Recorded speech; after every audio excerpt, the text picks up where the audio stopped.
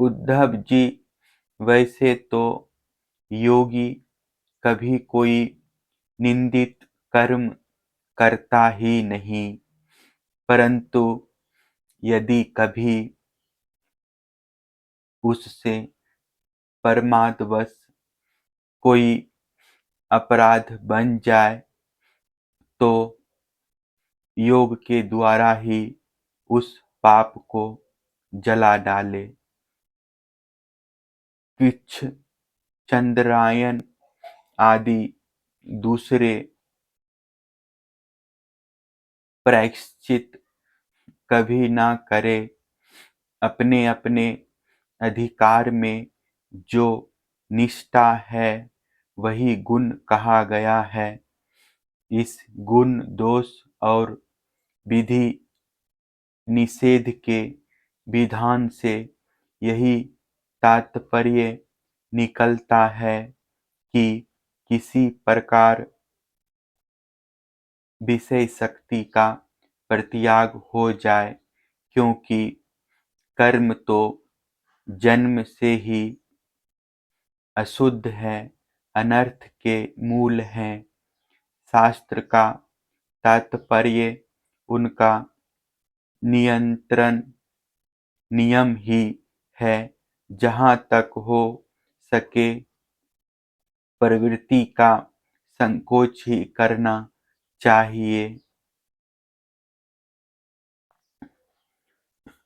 जो साधक समस्त कर्मों से विरक्त हो गया हो, उनमें दुख बुद्धि रखता हो, मेरी लीला कथा के प्रति श्रद्धालु हो और यह भी जानता हो कि सभी भोग और भोग वासनाएं दुख रूप है, किंतु इतना सब जानकर भी जो उनके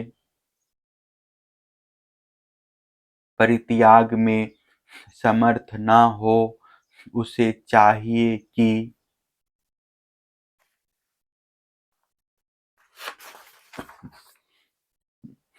उन भोगों को तो भोग ले, परंतु उन्हें सच्चे हृदय से दुखजनक समझे और मन ही मन उनकी निंदा करे तथा उसे अपना दुर्भाग्य ही समझे। साथ ही इस दुविधा की स्थिति से छुटकारा पाने के लिए श्रद्धा, दृढ़ निश्चय और प्रेम से मेरा भजन करे। इस प्रकार मेरे बतलाए हुए भक्ति योग के द्वारा निरंतर मेरा भजन करने से मैं उस साधक के हृदय में आकर बैठ जाता हूँ और मेरे विराजमान होते ही उसके हृदय की सारी वासनाएं अपने संस्कारों के साथ नष्ट हो जाती है। इस तरह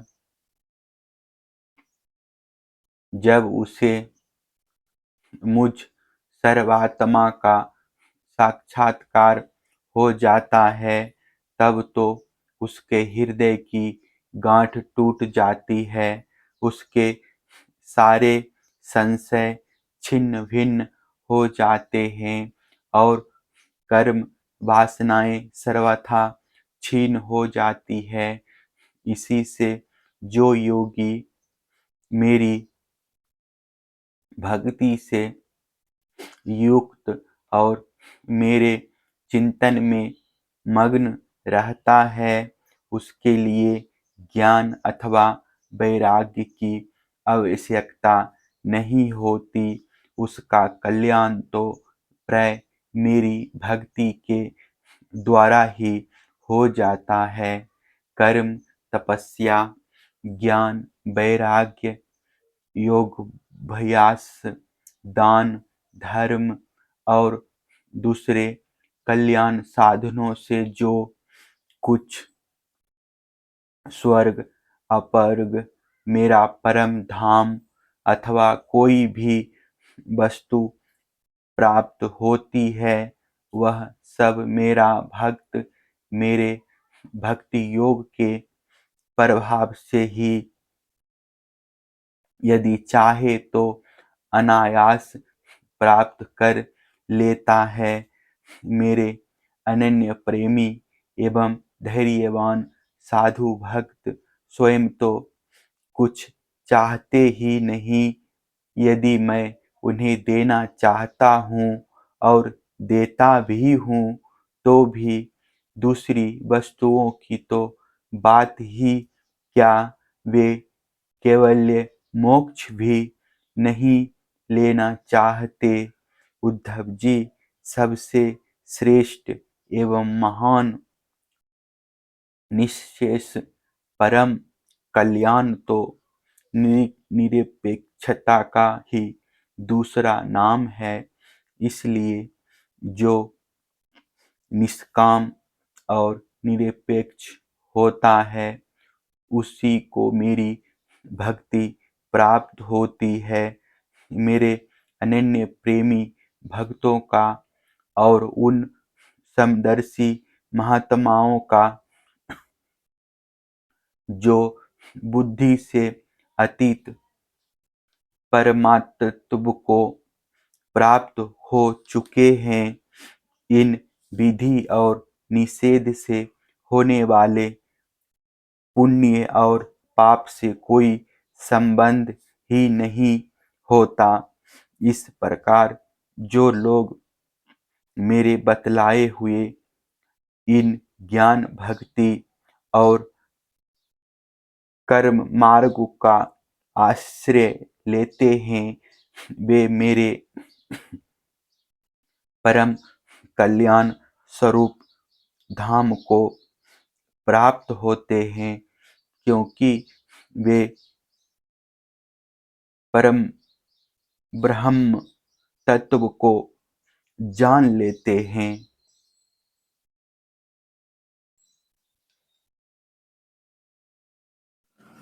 गुण दोष व्यवस्था का स्वरूप और रहस्य।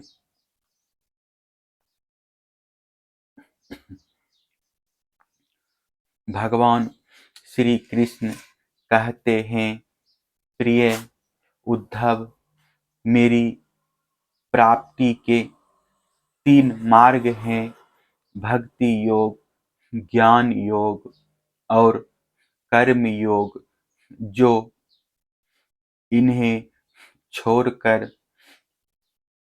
चंचल इंद्रियों के द्वारा क्षुद्र भोग भोगते रहते हैं, वे बार बार जन्म मृत्यु रूप संसार के चक्र में भटकते रहते हैं।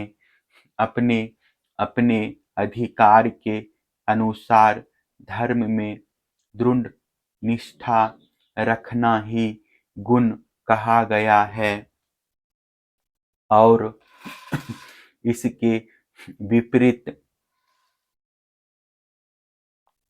अंधिकार चेष्टा करना दोष है। तात्पर्य यह गुण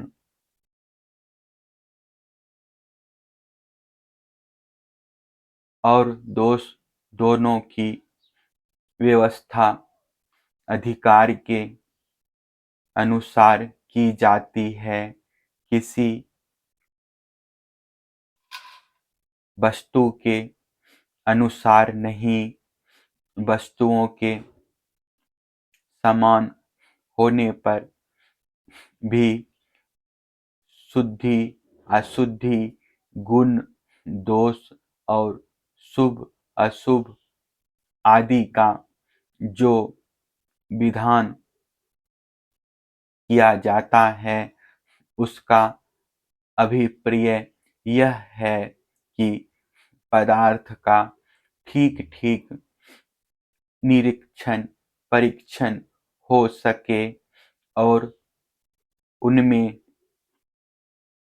संदेह उत्पन्न करके ही यह योग है कि अयोग स्वाभाविक प्रवृत्ति को नियंत्रित संकुचित किया जा सके, उनके द्वारा धर्म संपादन कर सके, समाज का व्यवहार ठीक ठीक चला सके और अपने व्यक्तिगत जीवन के निर्वाह में भी सुविधा हो।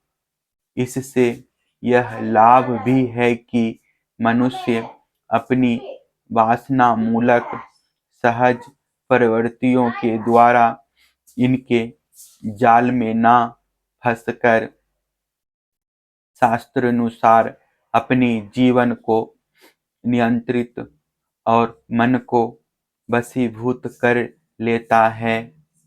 निष्पाप उद्धव, यह आचार मैंने ही मनु आदि का रूप धारण करके धर्म का भार ढोने वाले कर्म जरों के लिए उपदेश किया है।